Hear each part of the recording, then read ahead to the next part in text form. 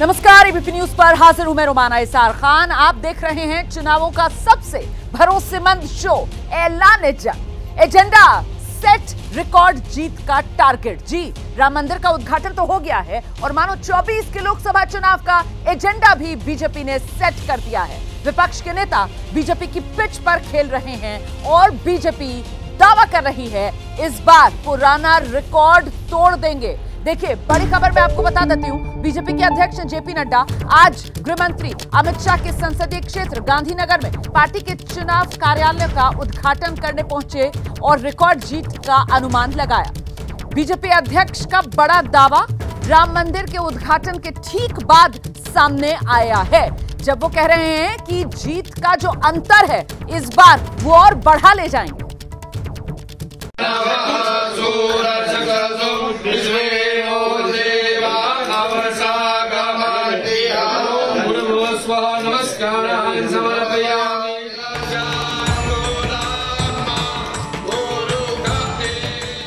पहले वैदिक मंत्रोच्चार के साथ पूजा पाठ की गई, फिर फीता काटकर बीजेपी अध्यक्ष जेपी नड्डा ने गांधीनगर में पार्टी के लोकसभा चुनाव कार्यालय का उद्घाटन किया।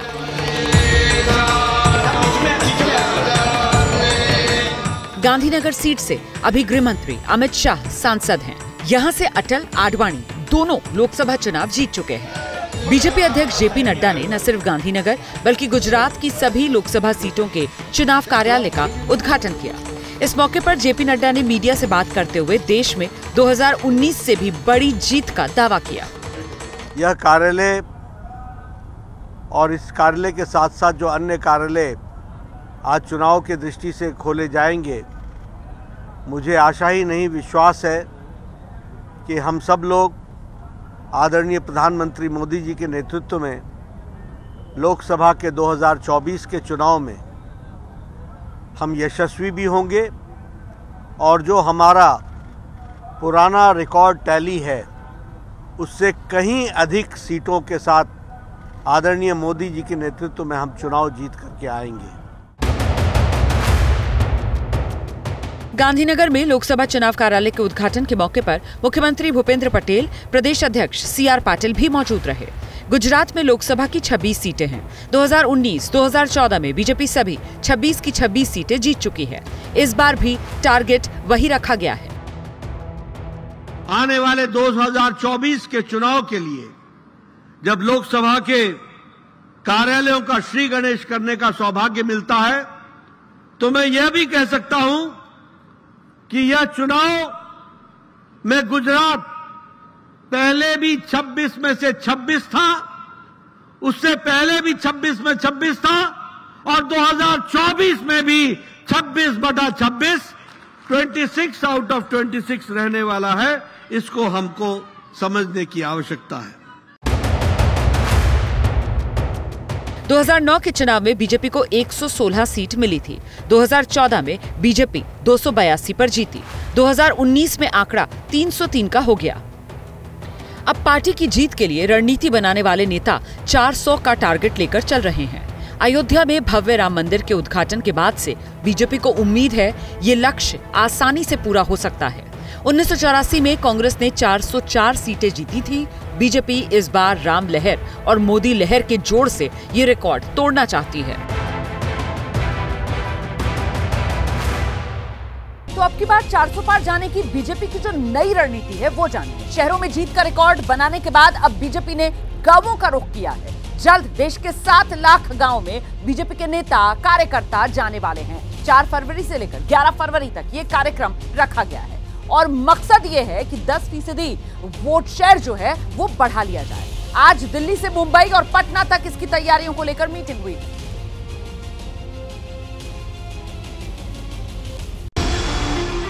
20 जनवरी को बीजेपी अध्यक्ष जेपी नड्डा ने दिल्ली में बैठक कर गांव चलो अभियान की रणनीति बनाई। राष्ट्रीय कार्यशाला का आयोजन किया गया जिसमें पार्टी के पदाधिकारियों ने हिस्सा लिया।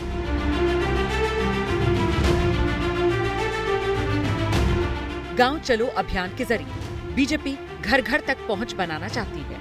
शहरों में पार्टी का आधार पहले से मजबूत है। अब पार्टी ने गांवों में आधार मजबूत करने का काम शुरू किया है। 4 फरवरी से 11 फरवरी तक देश के 7 लाख गांव तक बीजेपी कार्यकर्ता पहुंचेंगे। हर राज्य में पार्टी के नेता इस कार्यक्रम की तैयारी में जुटे हैं। ये 2 तस्वीरें आज की। पटना के बीजेपी मुख्यालय में गांव चलो अभियान कार्यशाला का आयोजन किया गया, तो दिल्ली प्रदेश बीजेपी ऑफिस में कार्यक्रम की सफलता के लिए बैठक की गई। मुंबई में भी तैयारियों को लेकर बैठक की गई। 2014 के पहले के भारत में 17 लाख बहनें मात्र जुड़ी थी 2014 के पहले। इस अभियान के तहत मंत्री से मुख्यमंत्री तक, सांसद से लेकर विधायक तक एक गांव का दौरा कर वहां 24 घंटे प्रवास करेंगे। इस दौरान बूथ स्तर की बैठक भी होगी ताकि 10% वोट शेयर बढ़ाने का लक्ष्य साधा जा सके। लोकसभा चुनाव से पहले बीजेपी की रणनीति के हिसाब से ये अभियान अहम क्यों है, अब जरा उसको जानें। अभी जिन 3 राज्यों में बीजेपी ने सरकार बनाई है, वहाँ का आंकड़ा देखिए। एबीपी न्यूज की रिसर्च टीम के मुताबिक मध्य प्रदेश के शहरी इलाकों में बीजेपी ने 56% वोट हासिल किया। राजस्थान के शहरी इलाकों में बीजेपी को 53%, छत्तीसगढ़ के शहरी इलाकों में 58% वोट मिले। अपने में एक तरह का ये रिकॉर्ड है। बीजेपी को वैसे भी शहरी पार्टी कहा जाता है। यूपी में 2022 में जो नगर निगम चुनाव हुए थे, उसमें बीजेपी ने मेयर की सभी 17 सीटें जीती थी। अब मिशन 400+ के लिए पार्टी इसी तरह के परफॉर्मेंस की उम्मीद ग्रामीण इलाकों से भी कर रही है। चलो गांव अभियान के तहत बीजेपी के 30 लाख कार्यकर्ता देश भर के 7 लाख गांवों तक संपर्क करेंगे। इसी अभियान के जरिए भारतीय जनता पार्टी के कार्यकर्ता मोदी सरकार की उपलब्धियों को समाज तक पहुंचाएंगे। यही नहीं, एक और जहां उनका उद्देश्य है, इस मेगा प्लान का उद्देश्य है कि समाज के अंतिम व्यक्ति तक सरकार की बात को पहुंचाया जाए, वहीं अंतिम व्यक्ति की बात को सरकार तक भी पहुंचाना है। और अब बात उत्तर प्रदेश की करेंगे। उत्तर प्रदेश में लोकसभा की आप जानते हैं 80 सीटें हैं, यानी देश में सबसे बड़ा सूबा लोकसभा सीटों के लिहाज से। 2014 में बीजेपी अपना बेहतर प्रदर्शन यूपी में करके दिखा चुकी है। 2019 में आंकड़ा कुछ गिरा था, अब बीजेपी इस आंकड़े को 80 तक ले जाना चाहती है और इसीलिए प्रधानमंत्री मोदी 25 जनवरी को बुलंदशहर जा रहे हैं। राम मंदिर के उद्घाटन के बाद प्रधानमंत्री नरेंद्र मोदी यूपी के पूर्व मुख्यमंत्री कल्याण सिंह के इलाके में रैली करेंगे। राम मंदिर और कल्याण सिंह के जरिए बीजेपी पश्चिमी यूपी का किला फतेह करने की प्लानिंग कर रही है।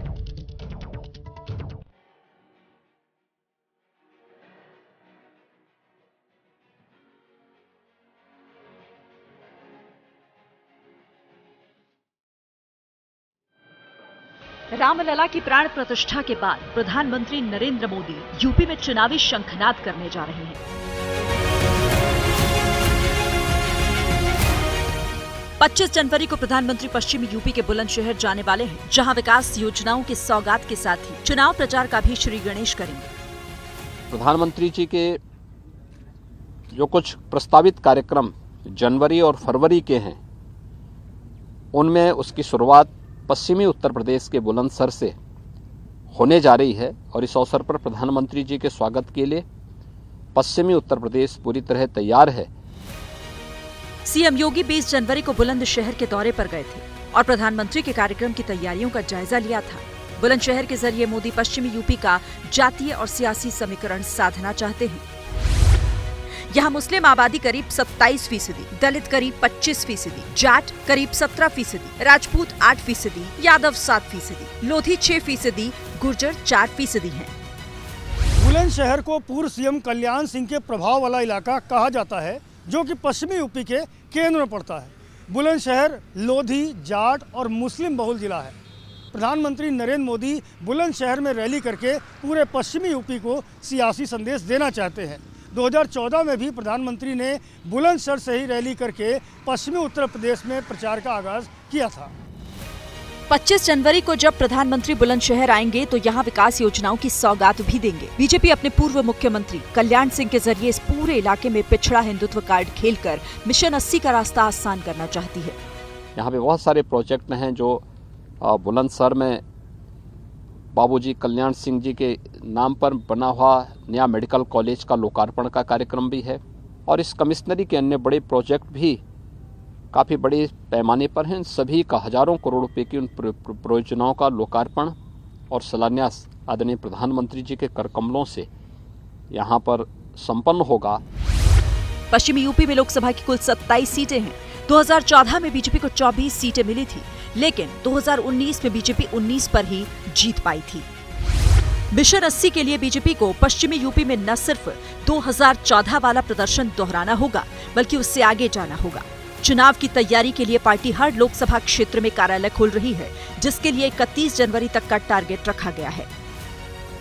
विपक्षी खेमे ने भी पश्चिमी यूपी को लेकर सियासी प्लान तैयार कर लिया है। आरएलडी और समाजवादी पार्टी ने गठबंधन किया है। खबर यह है कि आरएलडी 7 लोकसभा सीटों पर चुनाव लड़ेगी। जयंत चौधरी के जरिए अखिलेश यादव जाटों को साधने की कोशिश में है, लेकिन समाजवादी पार्टी और आरएलडी के इस गठबंधन पर भाजपा की भी नजर है। और अब बात बिहार की। क्या नीतीश कुमार पाला बदलने का प्लान बना चुके हैं? नीतीश कुमार ने आज पटना में राजभवन जाकर बिहार का सियासी पारा चढ़ा दिया। करीब 1 घंटे तक राज्यपाल से मुलाकात की, और ये मुलाकात ऐसे वक्त में हुई है जब नीतीश के पाला बदलने की अटकलें बहुत तेज हैं। कल अब कर्पूरी जयंती है और माना यह जा रहा है कि नीतीश इस मौके पर कोई बड़ा ऐलान या फिर कम से कम संकेत तो दे ही सकते हैं।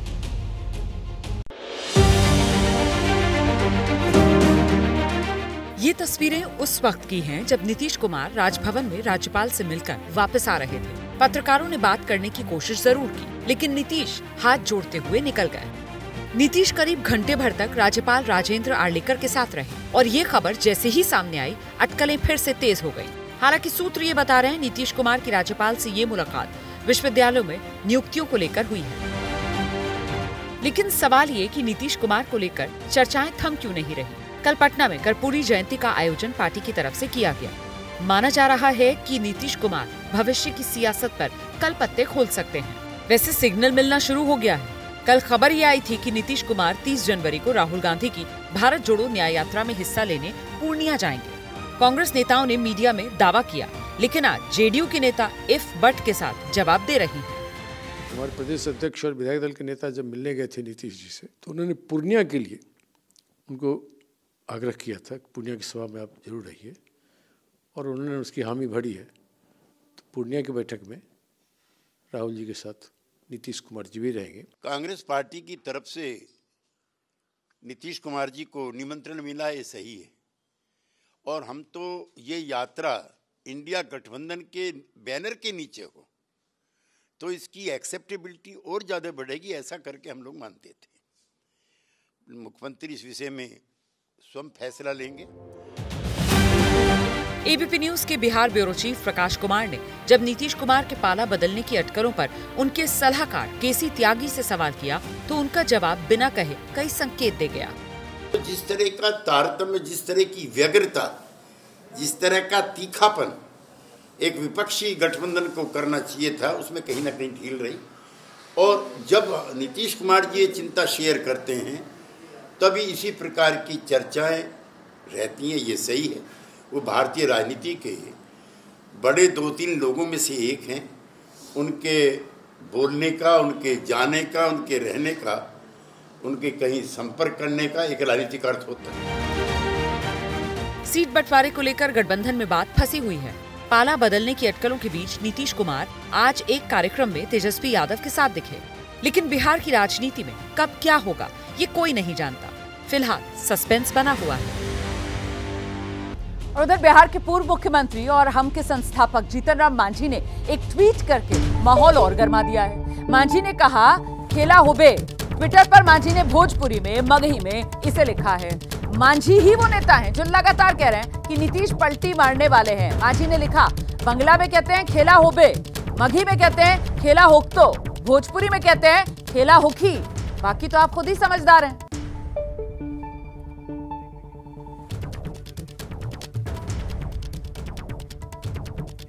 कि राहुल गांधी जो हैं वो बंगाल के दरवाजे पर पहुंच गए हैं अपनी भारत जोड़ो न्याय यात्रा के साथ, और ममता बनर्जी गठबंधन के सहयोगियों को आंख दिखा रही हैं। दीदी ने कल लेफ्ट के नेताओं पर सवाल उठा दिए और आज अधीर रंजन चौधरी ने दीदी पर ही हमला बोल दिया। सवाल ये, बंगाल में गठबंधन है या निपट गया? राहुल गांधी की यात्रा इन दिनों असम में है, यानी पश्चिम बंगाल के दरवाजे पर, और राहुल के यहाँ पहुंचने से पहले ही ममता बनर्जी ने अलग राह पकड़ ली है। ममता ने सोमवार को कोलकाता में कहा, विपक्षी गठबंधन को इंडिया नाम मैंने दिया, लेकिन जब गठबंधन की मीटिंग में जाती हूँ तो देखती हूँ कि मीटिंग को सीपीएम वाले कंट्रोल कर रहे हैं। जिनके साथ 34 साल मैंने लड़ाई लड़ी, उसकी सलाह नहीं मानूंगी। साफ है ममता ने गठबंधन की हवा निकाल दी है और ये बयान तब सामने आया जब राहुल गांधी की यात्रा बंगाल पहुंचने वाली है। असल में कांग्रेस के सामने बंगाल की सियासत को लेकर धर्म संकट है। यहाँ कांग्रेस लेफ्ट के साथ चुनाव लड़ना चाहती है, जबकि ममता लेफ्ट से 4 कोस दूर रहना चाहती है। ममता के बदले रुख के बाद कांग्रेस के अधीर रंजन चौधरी एक बार फिर से निशाना साध रहे हैं। कांग्रेस पार्टी अपनी ताकत पर चुनाव लड़ना जानते हैं। जो 2 सीटें हमारा कब्जे में है वो बीजेपी पार्टी और ममता बनर्जी को हरा के हम लोग कब्जे में लाए हैं। ममता बनर्जी की दया दुरज पे कांग्रेस पार्टी अपना राजनीति नहीं करते, कभी नहीं किए थे, आज भी नहीं करते। बदले में कांग्रेस पार्टी की दया से और मदद से 2011 साल में ममता बनर्जी खुद सत्ता पे आई थी। सूत्रों की माने तो बंगाल में ममता कांग्रेस को 2 से ज्यादा सीट देने को तैयार नहीं, और पिछले दिनों गठबंधन की वर्चुअल मीटिंग में भी ममता नहीं आई थी। सवाल ये है कि पश्चिम बंगाल में राहुल गठबंधन की गाड़ी आगे कैसे बढ़ा पाएंगे। राहुल से ही इसका जवाब सुनिए। हमारा सीट नेगोशिएशन है वो चल रहा है, उसका रिजल्ट आएगा, कंक्लूजन आएगा, उसके बारे में मैं यहाँ कमेंट नहीं करना चाहता हूँ। बट हमारा ममता जी के साथ मेरा पर्सनल और पार्टी का बहुत अच्छा रिश्ता है। हाँ, थोड़ा थोड़ा होता रहता है, कभी कोई उनका कोई बोल देता है, हमारा कोई बोल देता है। These are natural things, these are not things that are going to disrupt any. फिलहाल राहुल की यात्रा जारी है और गठबंधन के भविष्य को लेकर सवाल भी जारी है। बंगाल में ममता और बिहार में नीतीश किस रास्ते जाएंगे, ये बड़ा सवाल है। फिलहाल हमारी भी नजर है और आप भी नजर बनाकर रखिए।